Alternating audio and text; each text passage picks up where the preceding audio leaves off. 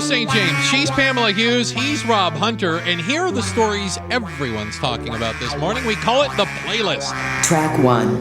New York City Mayor Michael Bloomberg says Jose Pimentel appears to be a lone wolf. This comes after police arrested him for planning a terrorist-style attack. That's what they're calling it. Police say Pimentel was trying to assemble pipe bombs to detonate in a police station in New Jersey. He also is said to have worshipped deceased al-Qaeda leader Anwar al-Awlaki.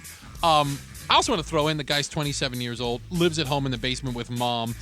Is this the best al-Qaeda has left? Maybe we really have made an impact on him. Well, they've been following this guy for about 2 years, and he apparently was reading al-Qaeda's online magazine, Inspire, and inspire him it did. He was inspired. Sounds like this guy's more got mental issues than anything else. I mean, he sounds like he's looking for a cause. He's a little bit out there, and, well, he found a cause. It's going to be in prison.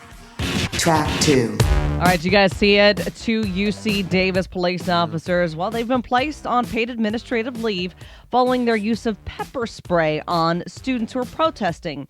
Now, the students were huddled on the ground when an officer walked right up to them and sprayed them point blank. Now, of course, it was recorded. It's been everywhere this weekend. I don't support the Occupy Wall Street thing, and we're protesting to protest. But you know what? The police, not exactly helping their cause on that side also.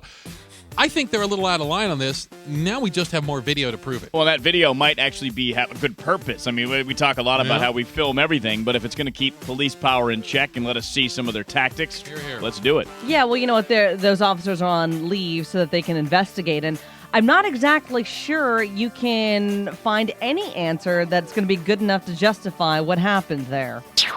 Track 3. Failure. Yep, that's what the super committee is setting up to deal with our nation's spending problems is going to announce. Yep. Despite months to come up with an agreement, Republicans and Democrats were unable to agree on anything over long term. What a shocking development, Rob. I'm stunned sitting here. Imagine that. You can add to this stalemate.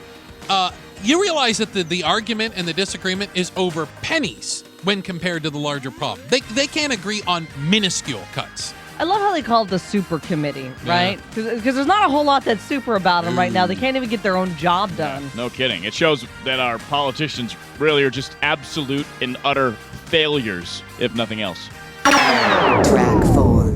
Tahrir Square in Cairo was the focal point of protests that brought down the Egyptian government just a couple months ago, you'll remember. This weekend, the site of more riots. That's right. The country's military and police burned down tents to clear the square out. Protesters want the military to quickly transfer governmental power over to civilians. Guess what? Power is intoxicating, isn't it? Don't expect Egypt to mirror Canada anytime soon. Hey, guys, you know what? It just comes back to the saying, better the devil you know. Well, that's just it. It's about governmental transition. It's never easy. You can take down a dictator who's been running the country basically how he wants. You change all of the structure, it's not going to happen overnight. No. And now people are ticked off every day, apparently, in Egypt. Track 5. It's a big weekend for the latest movie in the Twilight Saga. Breaking Dawn Part 1 took in about $140 million.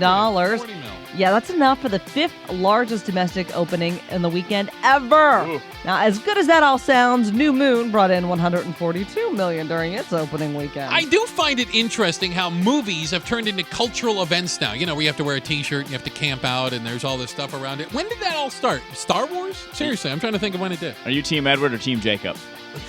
You know what? Hold your breath. Yeah, I'm just glad Amy didn't make me go see this movie, so hats off to my wife.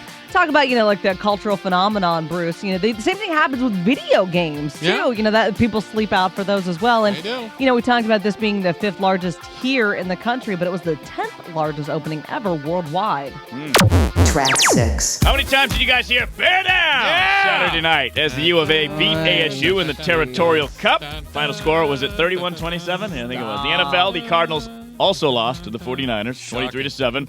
And their touchdown, didn't even matter. The Cardinals now 3-7 on the season. Listen, both ASU and the Cardinals just need a few guys to step up and make plays. Tell you what, we're going to go look at the game film. We'll get this sorted. They could just record that and play it back every single weekend. It would be no different. But you know what? Yeah, it was a rough weekend for football all around here in the Valley. I was at a bar Saturday night. No, not me. I haven't been in a while, actually. But that's another story. And, the game's on. So all the U of A fans are cheering when the game went, and So like you know. literally 30 seconds after the game was over, they were gone. Yeah. It was like the bar was a ghost That's all town. we have to see here. And it wasn't a U of A bar. No. Just a random bar in Scottsdale. That's how we roll. Yeah. Right? We just We're come- out of here. Yeah, we Bear won. down. Let's bounce. Bear down, let's bounce. That is the playlist. We do it at the bottom of every hour and get you caught up on the stories that everyone is talking about. Thank you for joining us for the playlist.